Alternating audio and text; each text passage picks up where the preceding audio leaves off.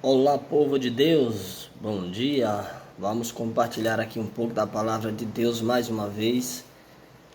Livro de Daniel, no capítulo 8.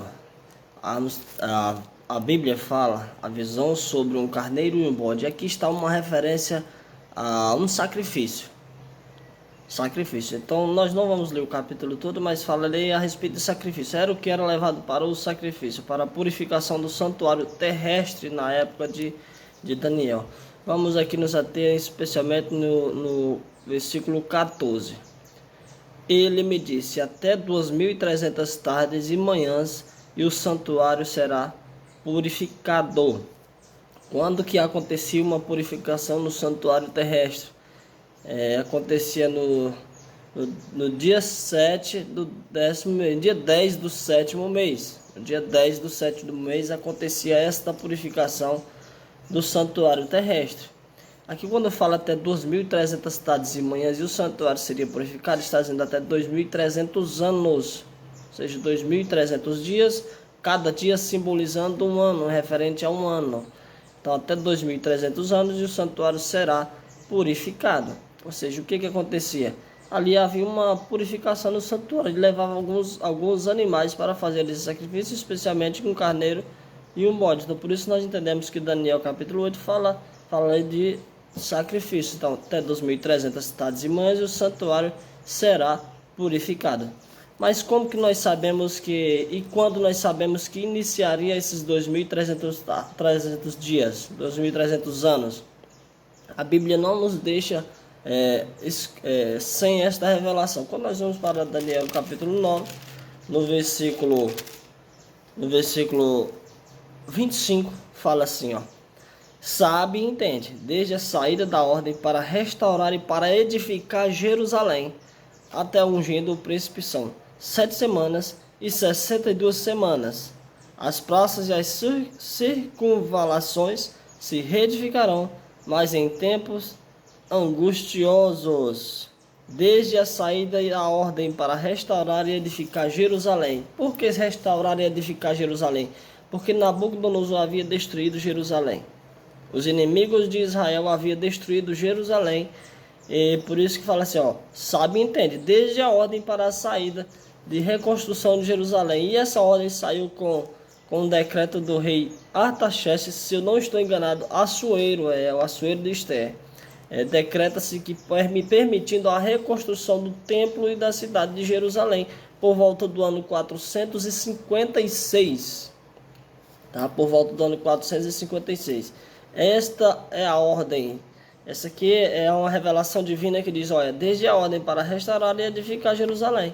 Começa assim então, os 2.300 anos proféticos, ou seja, até 2.300 anos e o santuário será purificado. Ou seja, inicia-se um juízo. E quando nós vamos fazer as contas de 456, se nós colocarmos aí 2.300 tardes e manhãs, nós chegaremos em 1844 do nosso tempo. Lembrando que 456 antigamente os anos eram decrescentes, era voltando. Então nós chegamos aí em 1844. Em 1844, Guilherme Miller fez um minucioso estudo de Daniel e Apocalipse e ele descobriu que a purificação do santuário aconteceria em 1844. E um homem chamado Samuel Snow fez outras contas e decidiu que Jesus voltaria no dia 22 de outubro de 1844, daquele mesmo ano. Só que agora ele marcou uma data. Mas Guilherme Miller, em alguns momentos, Guilherme Miller foi o contrário a marcar uma data para a volta de Jesus. Mas Samuel Snow tinha a convicção de que cairia no dia 22 de outubro de 1844. E quando nós vamos para o livro de Apocalipse aqui, lembrando que Daniel e Apocalipse eles se encaixam, eles se completam. Quando nós vamos para Apocalipse capítulo 10, olha o que diz, Apocalipse capítulo 10. Fala ali de um anjo, os anjos e os 7 trovões, e João e o livrinho. Aqui tem um anjo com o pé direito sobre a terra e outro sobre o mar, ou seja, dizendo que tem autoridade sobre terra e mar. E esse anjo está com o livro na mão. E João ouve uma voz e diz: olha, vai, pega o livro e devora, porque na tua boca, no teu estômago será amargo, mas na tua boca será doce como mel. Ou seja, isso indicando que haveria um tempo de angústia, um desapontamento. Ou seja, a notícia da volta de Jesus para o tempo de 1844 era algo extraordinário, era algo maravilhoso, era doce, era a alegria do povo. E milhares de pessoas se converteram crendo que Jesus iria voltar em 22 de outubro de 1844. Só que a parte da profecia fala que no estômago seria amargo. Por que amargo? Porque houve uma grande decepção. Pessoas venderam todos os bens e empregaram na obra, mas Jesus não voltou. Houve ali uma grande decepção. E três tipos de pessoas saíram desse desapontamento. Uns que abandonaram a fé, outros que continuaram pregando e marcando datas, e outros, olha só o que diz o versículo 11 de Apocalipse capítulo 10.